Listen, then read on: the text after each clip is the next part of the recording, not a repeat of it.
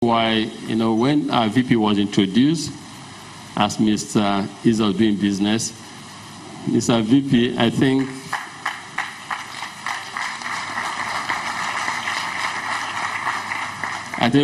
for the government, President Buhari and Oshibajo's government, and for your legacy, it is a good place to be introduced and recognized as Ease of Doing Business apostle and driver. Because if we fix that, we'll fix the continent. We'll fix Nigeria, we'll unleash the latent potential and energies and creativity of our people, and indeed we'll have more Steve Jobs out of Nigeria and Africa.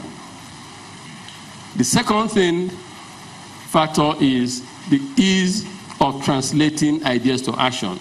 The mechanism, the transmission mechanism that takes ideas to action, extremely important. But it's also tied to the operating environment and tied to yourselves and ourselves who have ideas, who must realize that the easiest thing to do is to dream dreams, but the more difficult thing to translate that dream to action. And as you have been told today, that journey and process is usually tough. You must be resilient to be able to bounce back if you encounter challenges. Our people are creative, hardworking, and extremely enterprising. They say when I interact with them that they are experiencing stifling operating environment, they lack support, they deal with neglect, godfatherism, and the absence of meritocracy. They need a hand up. They need a little push. And for so long, we have carried on with a certain entitlement mentality that others will develop and solve our problems. These issues and reflections led me to some conclusions and decisions. One, no one but us will develop Africa.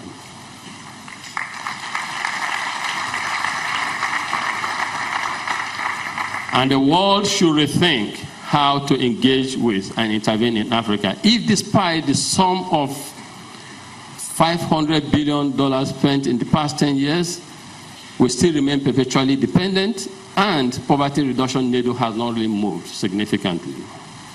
And by the way, let us not be shy to say to ourselves that Africa remains largely underdeveloped. A new development model is therefore needed. A development model that embraces shared prosperity and local value addition and long-term investment, and also private sector development and ultimately entrepreneurship.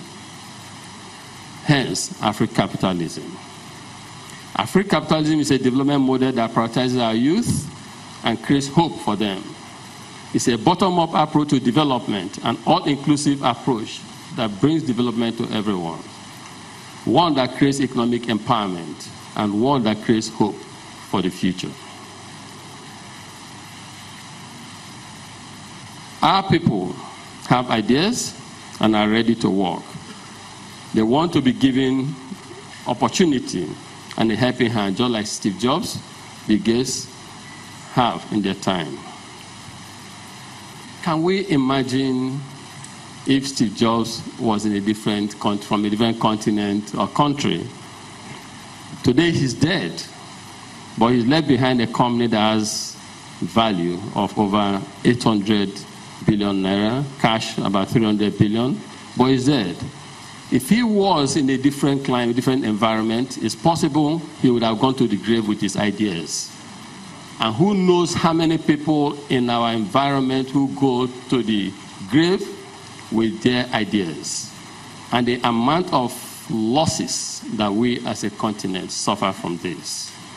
We must realize this, and this must lead us to do things in a different way going forward. Another conclusion I came up with, that luck should be democratized, and that it's not what we keep in our bank accounts account. What matters ultimately is the legacy that we leave behind.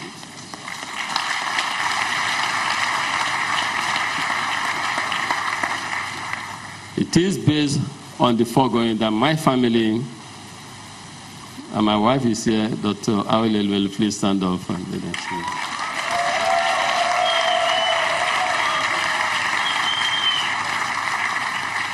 It is based on this that my family, through through the Tony Elumelu Foundation, committed a sum of $100 million to give hope and opportunities to you, young Africans.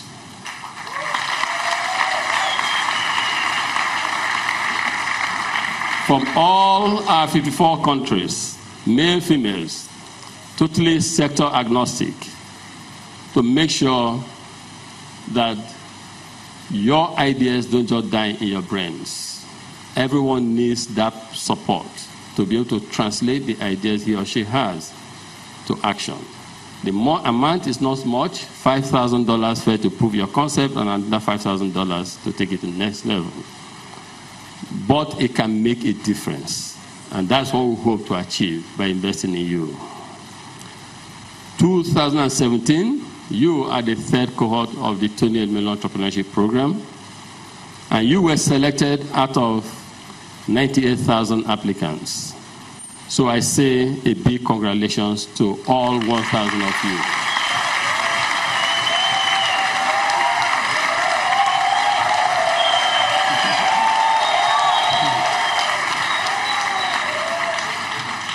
Africa needs you. Your ideas indeed will transform Africa. Your role and place, however, comes with a huge burden. First, you must succeed. Because your success is not just a personal one. It is and will be for all of Africa. And that is a burden.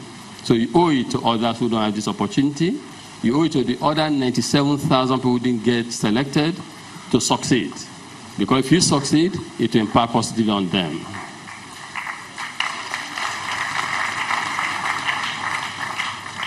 And you will contribute your ambitions and visions to addressing some of the challenges we face in Africa.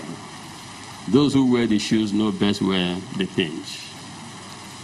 We have to collectively, each according to its capability, join hands in helping to transform Africa. This is a call that you have today. And you and other entrepreneurs must keep passing the baton until there's no more poverty in Africa, until there's no need for our people to search outside for success, when indeed success resides in Africa. When no more risky crossings of the Mediterranean will be, and where no more extremism induced by hopelessness. This is a international and continental challenge. This is the future we want for Africa. And this is the future that is now in your hands. Good luck.